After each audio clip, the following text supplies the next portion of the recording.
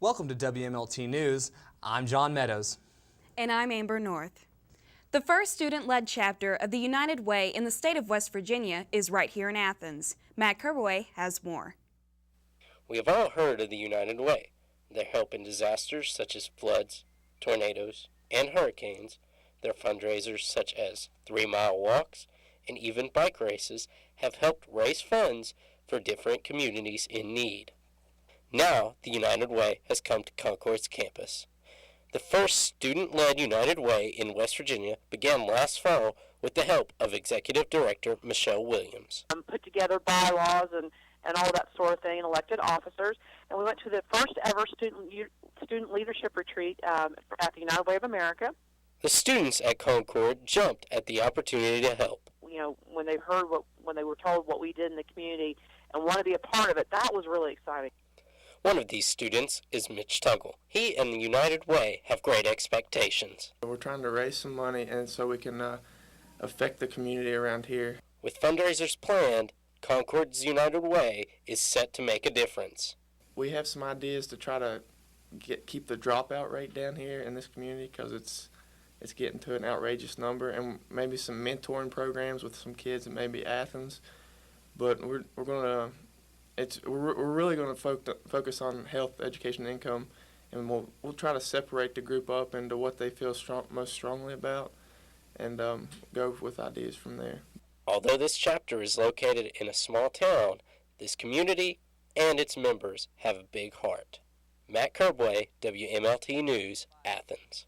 Over the past few years, Athens has seen its fair share of bad weather, but very few cancellations or delays.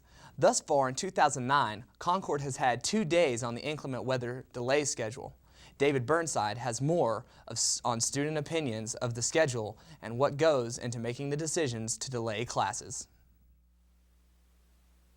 A fresh frosting of snow can add a new face to Campus Beautiful, unless you have to brave treacherous road conditions to get to class. The inclement weather schedule, it's just inaccurate. I wish it fit my schedule better. There are days where we have no snow and we have inclement weather, and I look outside and I'm like, why? I can understand how the roads may be icy, and then there's days where I see snow coming up to my knees and I'm like, still gotta go to class. I feel that the inclement weather system is appropriate. We had one this morning and it was 2 hours, and it gave us plenty of time for the snow to melt and make it to class safe. A few factors decide whether the university will be placed on the inclement weather schedule. Anita Moody, who has been involved in the process since 1999, gives some guidelines. Generally, if it's 2 inches or fewer, generally the roads will be okay. We always encourage staff, faculty, and students to make their own decision with regard to whether or not they think it's safe to travel. There actually are multiple ways that you can find out the information: television, radio, the website, and text messages. I would encourage everyone to be familiar with more than one way to find out what the announcement is. When it snows, drive slow. David Burnside, WMLT Athens. Concord is teaming up with the Princeton-Mercer County Chamber of Commerce to help with education and business activities in the area. They held their annual dinner ceremony last week to hear from some of the local business leaders and what they are trying to accomplish. Angie Coons has more. Concord University held its yearly dinner with the Princeton-Mercer County Chamber of Commerce on Thursday, January 29th. It began with a short reception in the stateroom, followed by a dinner in the ballroom with Dr. Aloya as the main speaker. Well, this is the annual fundraising dinner for the Princeton-Mercer County Chamber of Commerce. And it's one of their major events of the year in which they raise funds for their activities where they do, they work with businesses, work with the community, they work for education and professional development, and they've invited me to be the keynote speaker tonight. So I'm going to talk about 3 things. First, I'm going to talk about a lot of the questions people ask me, like how do you pronounce your name, and do you really have 7 kids? And just as an introduction to the Mercer County community. And then I'm going to talk a little bit about higher education in West Virginia, and then highlight some of the things that we're doing in our efforts at the university to work more closely with Mercer County, and Princeton. So we're going to have a chance to say hello to everybody, talk a little about higher education, a little about how we cooperate and collaborate with Mercer County and Princeton. Important topics were discussed, awards were given out, and all who attended greatly enjoyed this annual event. We do it once a year. It's a dinner where the 2008 chairman gives the gavel off to the 2009 chairman. We have 3 or 4 awards that we give out on this tonight, and it's to let the community know how our chamber did last year and what our chamber is going to do the coming year. The Chamber's mission is to promote economic development and advance professional and educational growth to businesses and communities. Reporting in Athens, Angie Coons. And that brings us to this week's edition of the Concord Minute. Brian Arnold will run down the stories from Concord's website, concord.edu, in 60 seconds. Here's Brian Arnold. Thanks, John. Welcome to 2009's first edition of the Concord Minute. I'm Brian Arnold. On Saturday, girls in the region had the rare opportunity to learn about and participate in a wide variety of sports here at Concord. February 7th was the Look Who's Playing Girls and Women in Sports Day. Activities included soccer, golf, cheerleading, tennis, track and field, softball, basketball, and relay games. Kindergarten through 6th grade girls were eligible to attend. And it looks like the Athens area will be seeing 6 more weeks of winter, this according to Concord Charlie, the university's favorite rodent.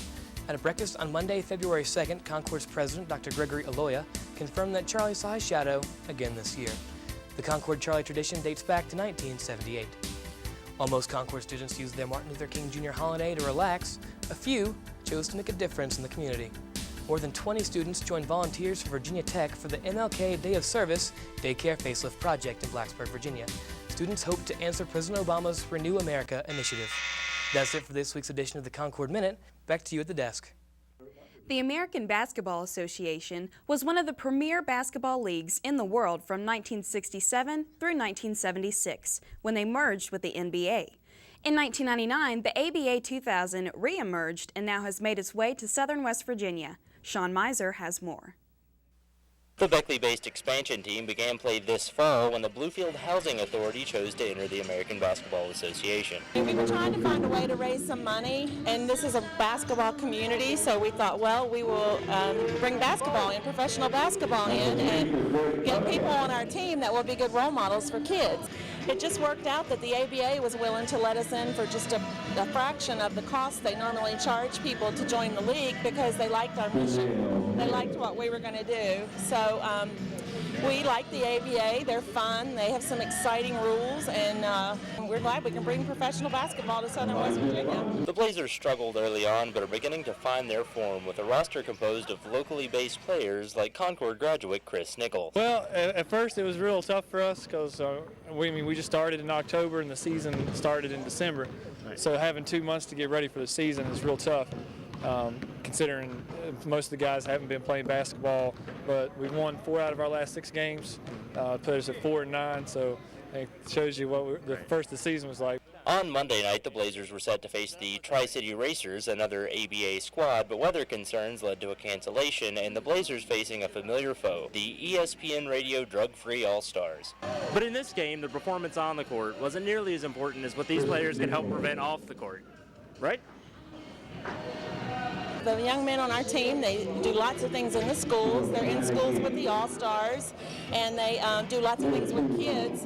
In the evenings, they do kids camps. They go to different schools, different church groups, and talk to kids about tobacco prevention and drug prevention, crime prevention, and encourage them to stay active in their studies and academics. The Blazers share a common mission with the Drug-Free All-Stars, a team made up of members of local media and law enforcement. Well, one of the things that we've seen over the last few years is we've got to give kids something to do and something that they can look up to and be proud of. And when we started the All-Star team 4 years ago, we knew we wanted to give something back to the community, and it just seemed to fit. ESPN Radio has been very gracious to come forward and be a good sponsor of ours. And, we just want to make sure that the kids understand that there are mentors and good mentors in life, and we want them to have that and kind of go forward with a good positive message. Here we've got this adult team that's coming out and getting the message to the community, and we get in with the kids, so it gives a good unified message all across the whole front. The game ended after some crafty work from the scoreboard operator, tied at 136. From Beckley, Sean Miser, WMLT. Concord just beat Bluefield State for the 8th straight time. Students turned out on a snowy Monday night at the Carter Center as Concord faced cross-county rival Bluefield State. It was Concord's second win over Bluefield this season. The Mountain Lions beat the Big Blues by over 30 points. Concord's own Matt Parker led the Mountain Lions with 21 points in their dominance over Bluefield.